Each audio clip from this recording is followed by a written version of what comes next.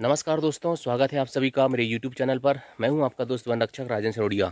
देखिए दोस्तों, पिछले 2 दिन से क्लास नहीं मिल पा रही आपको। उसका कारण ये है कि मेरे पास जंगल में बहुत अत्यधिक काम आ गया है, ठीक है। कुछ वनवर्धनिक कार्य हैं जिसमें मैं व्यस्त हूं। लेकिन कल से आपको दोस्तों कंटिन्यू क्लास मिलेंगी, ठीक है। MPGK की भी मिलेगी, साइंस की भी मिलेगी और आपका जो मैथ्स है उसकी क्लास भी मिलेगी, ठीक है।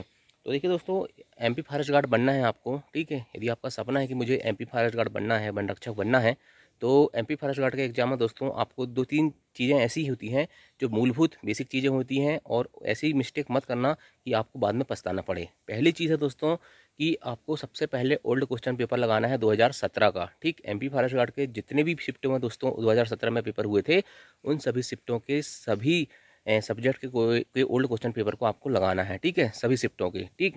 उससे आपको क्या पता चलेगा दोस्तों कि कौन कौन से टॉपिक आते हैं, ठीक है, कौन से सब्जेक्ट में कौन से टॉपिक पूछे जाते हैं और क्वेश्चन का जो पैटर्न होता है, ठीक है।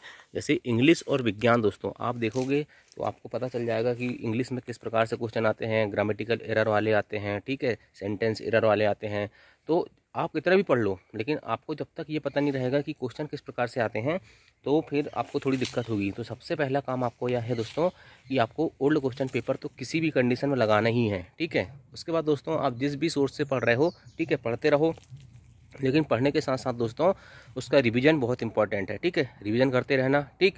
क्योंकि ऐसा नहीं होना चाहिए कि आगे आगे पार्ट पीछे संस पार्ट, ठीक। तो ऐसा बिल्कुल नहीं होना चाहिए, ठीक है।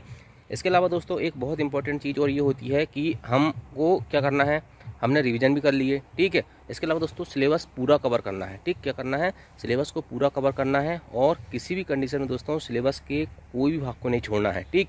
और सबसे इंपॉर्टेंट चीज़ दोस्तों ये है कि ऐसा मत करना कि आपने हिंदी पढ़ना चालू की तो हिंदी हिंदी पढ़ रहे हो, इंग्लिश पढ़ना चालू किए तो इंग्लिश इंग्लिश पढ़ रहे हो। नहीं, आपको दोस्तों सारे सब्जेक्ट को कंटिन्यू, ठीक है, और साथ में लेकर चलना है। भला थोड़ा थोड़ा कम टाइम दो, ठीक। लेकिन जो ज़्यादा वीक सब्जेक्ट है आपके तो उसमें ज़्यादा समय दो। लेकिन जो आपको लगता है कि मैंने थोड़ा उसको पहले पढ़ चुका हूँ तो उसको थोड़ा कम समय दे सकते हो। लेकिन आपको पूरे सब्जेक्ट को आपको साथ में चलाना होगा। ऐसा नहीं है कि पता चला आपने गणित ही गणित पढ़ रहे हो या इंग्लिश इंग्लिश पढ़ रहे हो, ऐसा नहीं। पांचों सब्जेक्ट को थोड़ा, भले मैं कहता हूँ यदि आप गणित इंग्लिश उठा के पढ़ रहे हो तो हिंदी को लेकिन कम से कम 10-15 मिनट, आधा घंटा अपने क्षमता के अनुसार दे सकते हो, ठीक है। ऐसा नहीं होना चाहिए कि आखिरी में बोलो कि मैं हिंदी पढ़ूंगा, ठीक। तो ऐसा नहीं होना चाहिए, है ना।